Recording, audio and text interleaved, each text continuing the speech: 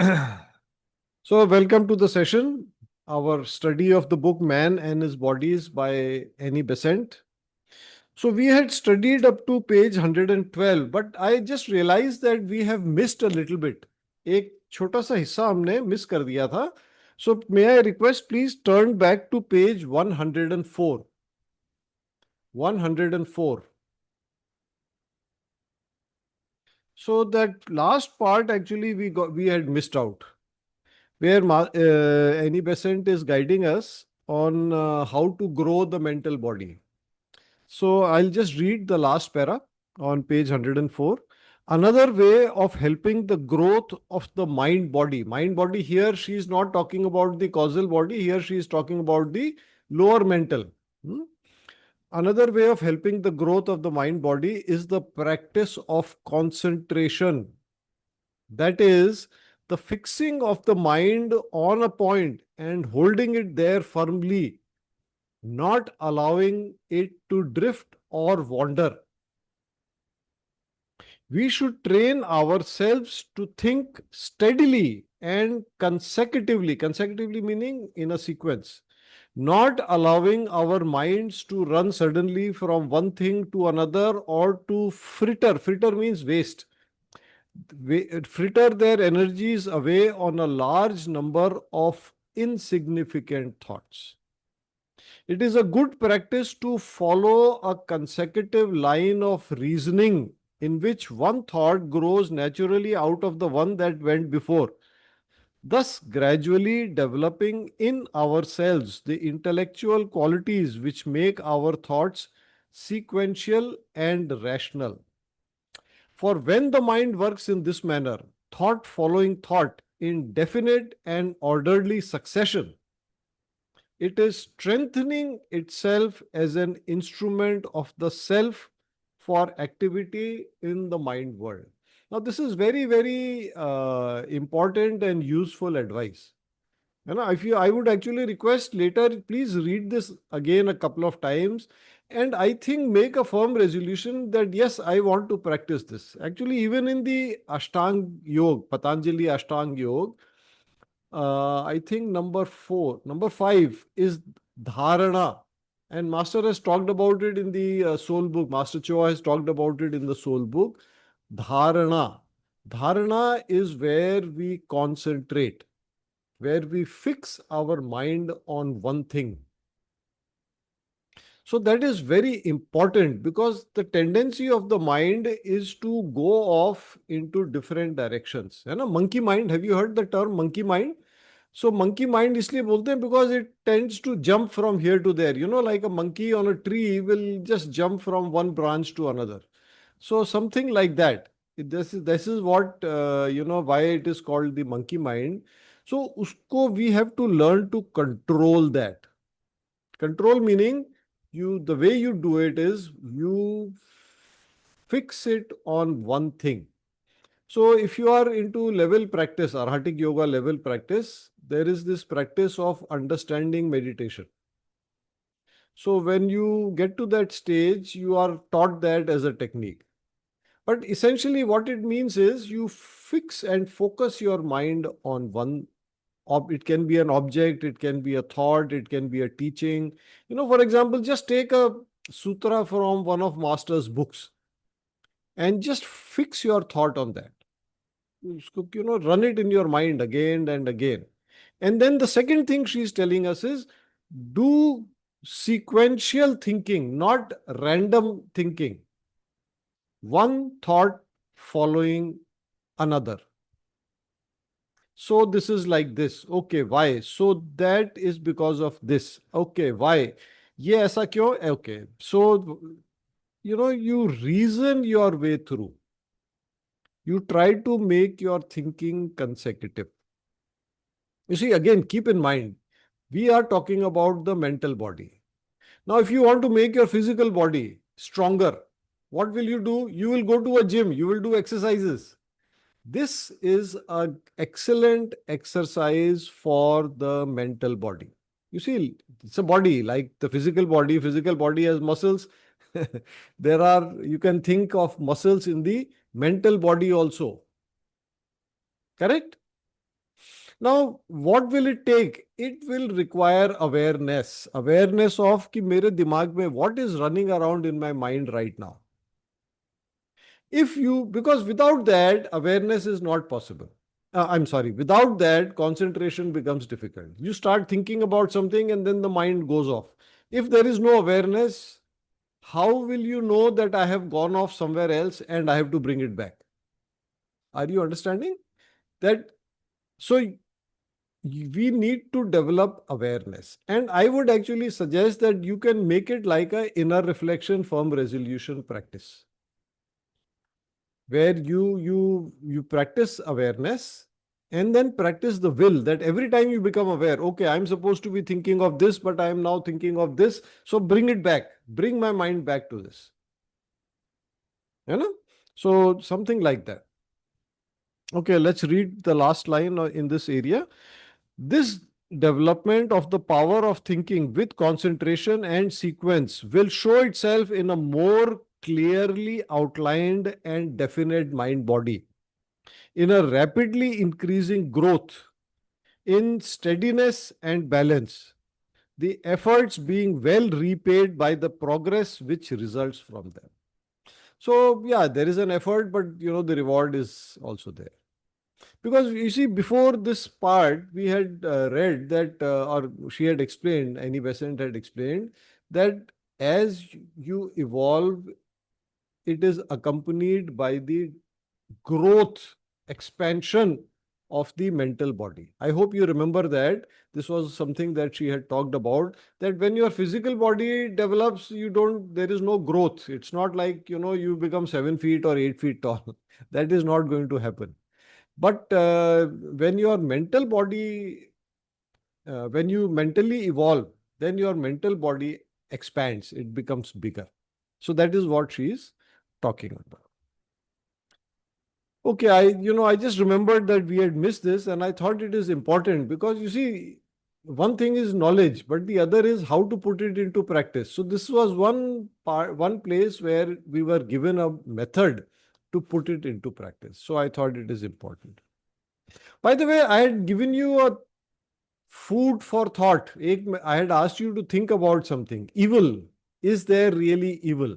I think let's discuss it at the end of the session today instead of discussing it right now. Just please do keep in mind that we should discuss that. Okay? All right. So let's continue our study of the causal body. I hope you remember the images and so on that we have seen earlier. I don't need to show you the slides. The mental body, the mental plane is divided into two bodies, the lower mental, which here we are calling the mind body, and the upper part, which is the causal body. And for the causal body, we saw that the causal body does not change from lifetime to lifetime. And that is where all our causes, all our lessons and learnings are available. So as we come in the next incarnation, because the causal body remains the same, so all those past life lessons and things to learn and so on it gets carried forward. Okay, page 113. So in the first paragraph, basically talking about, earlier she was talking about, she meaning Madam Annie Besant, she was talking about when we improve, when we progress, when there is positive development of the mental body, how the mental body changes. If you remember, that is what we had studied the last week. Now she is talking about what happens when it becomes worse instead of getting better. You know, there is progress and there is regress. So when it regresses, then what happens? And then she says that, ordinary people, although we may have weaknesses, we may be what may be called sinners, it will not get too bad. Why? Because their mental body is not so developed. So they may have weaknesses, they may have, negative traits, but those negative traits are not strong. They are still continuing on the path of progress. Okay, let's just read page 113, the middle paragraph, somewhere in the middle. Therefore, it is that ambition, pride, and the powers of the intellect used for selfish aims are so far more dangerous, more deadly in their effects than the more palpable. Palpable meaning, obvious, simple faults of the lower nature. And the Pharisee is often further from the kingdom of God than the publican and the sinner. Little bit of context. This part is taken from, this is a reference to a part in the Bible. So a Pharisee is a ritualistic, is like a priest, but who's ritualistic, religious, selfish person who's filled with pride and who looks down on other people. He thinks himself to be better than the others. Why? Because he's in the religious, he does religious work. But he is very ritualistic and he looks down on other people. The publican is like a government officer, or, very, very strictly, it means a tax collector, somebody who collects taxes for the government, but who is corrupt. But he accepts that I am a sinner. Whereas the Pharisee, although he's a sinner, he thinks, no, no, no, I am very superior. So it's like it's a common problem with priests. Just because they are, doing devotional and ritualistic devotional practices, they think that they are superior to other people. But they may be very selfish and they may be corrupt. So what Jesus says is that the publican, because he accepts, yes, I have weaknesses, I am a sinner, he will receive more divine blessings than the Pharisee who is very arrogant, very proud.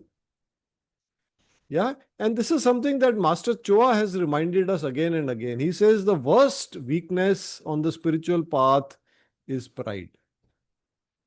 And somewhere he also says it is the last weakness to go. All right, let's read the last paragraph.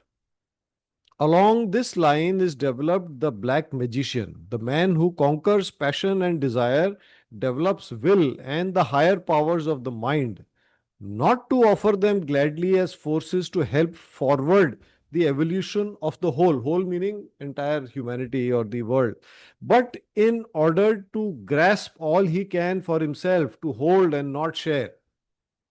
These set themselves to maintain separation as against unity. They strive to retard instead of to quicken evolution. Therefore, they vibrate in discord. Discord means opposite of harmony. With the whole instead of in harmony, and are in danger of rending of the ego, which means the loss of all the fruits of evolution. So, what are being talked about are people who have developed their, I think we talked about Ravana in the last session.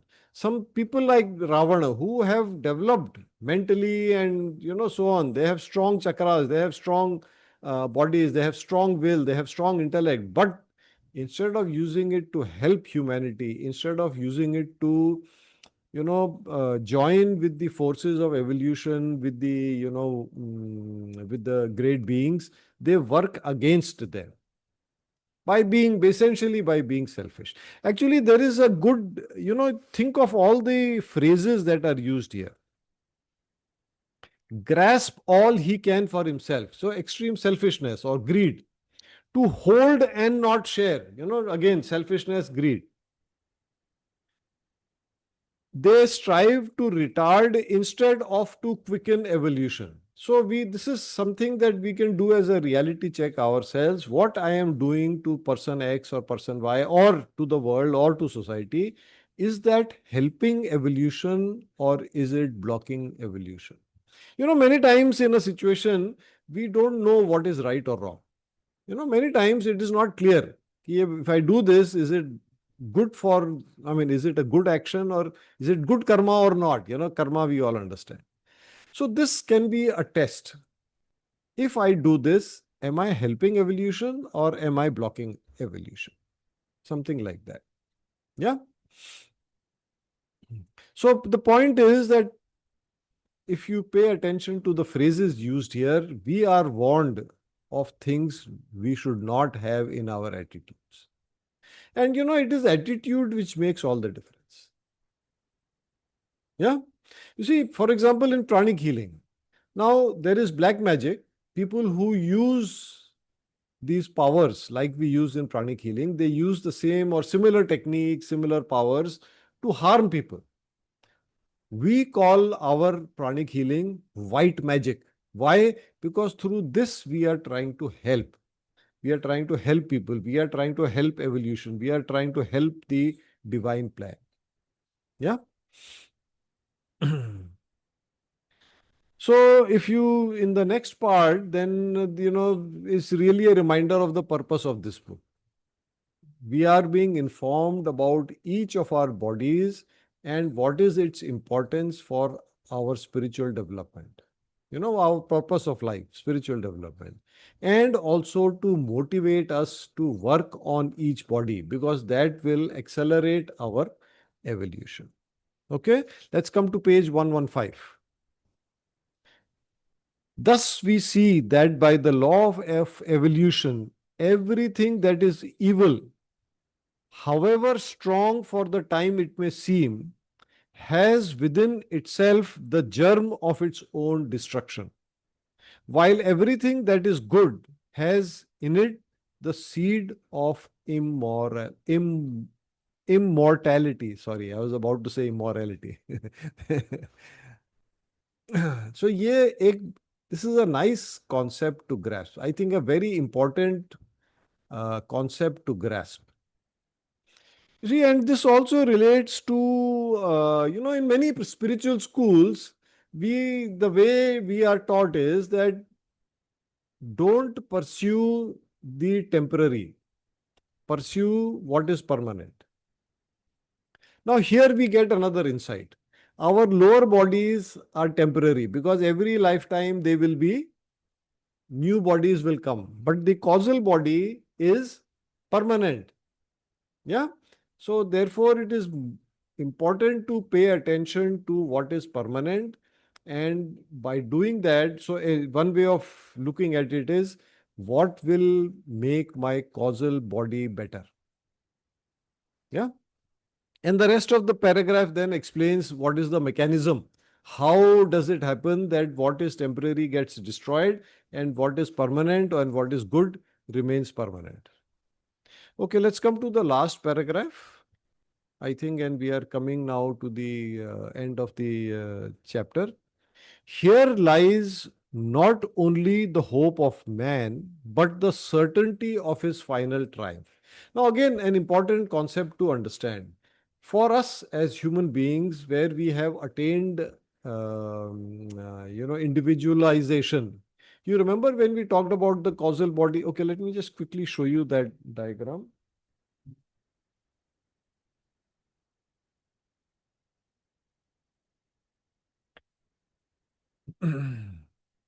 Just a moment, please.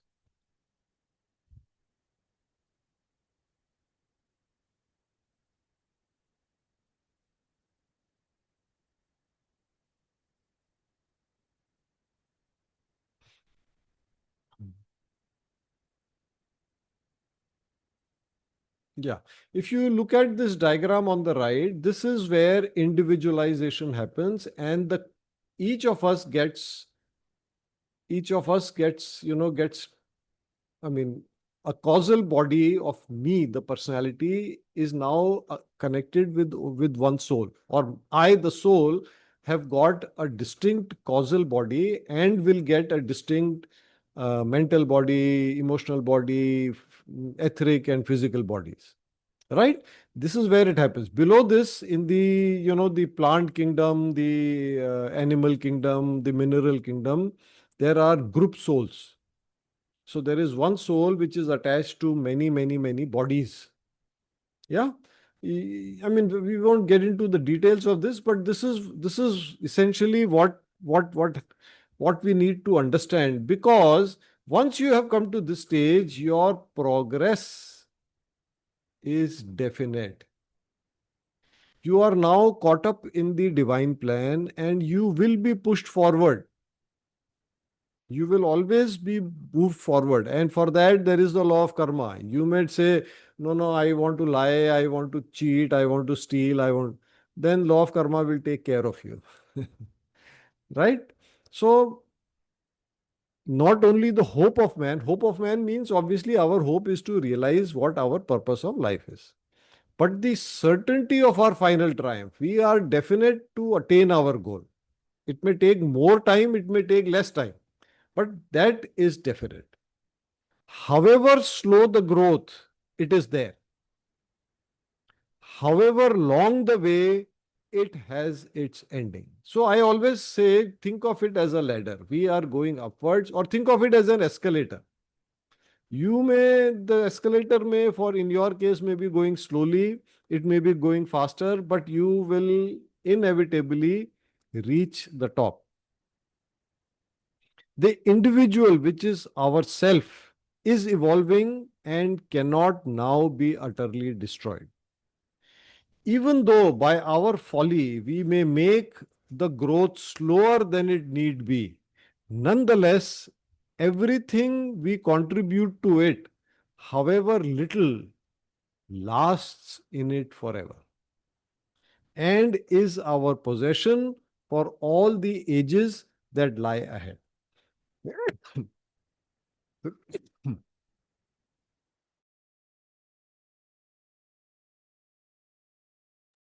Sorry.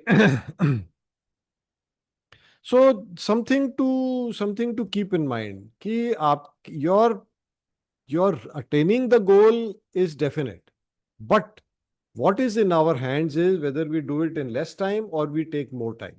That is the thing. If we will make definite, concentrated, focused efforts, we will progress faster. If we get engaged in all the tamasha of the world, then our progress can be slower. So I remember one course that I did many years ago. I think during COVID I did that. They had a very good example. They talked about how this very wise king, he wanted to find a successor for his kingdom. I know that I will die, so who should be king after me? So he was wise enough to realize that not necessarily his children are the best choice. So he said, okay, let me do like a test. So what he did is he said that I am going to have a contest, and whoever wins the contest will be my successor. And what is the contest? I will be in disguise. You have to recognize me. But to make things difficult, what he did is he made it like a carnival. Carnival, you understand, where there is all sorts of games and amusements and rides and food and dances and songs and this and that and so on. So many distractions are there. And then he walked around and he waited for somebody to recognize him. Now, most people or almost everybody got so distracted by all the entertainment and the food and this and that and so on that they forgot why they had come there. They got distracted. But there was one young man who said, no, no, all this is fine, but that is not why I am here. I am here to find the king. And he just went around all the thousands of people looking at every face carefully, and then he found the king. So, it's something like that is the story of our lives. We are here, we know what our mission is, we know what our purpose is. But if we get distracted by, pursuit of money and, enjoying a comfortable life and having entertainment and social media and relationships and, all that, then what is happening is we are wasting time. So that is the final sort of call here. All right. Let's stop the recording here and then we'll discuss about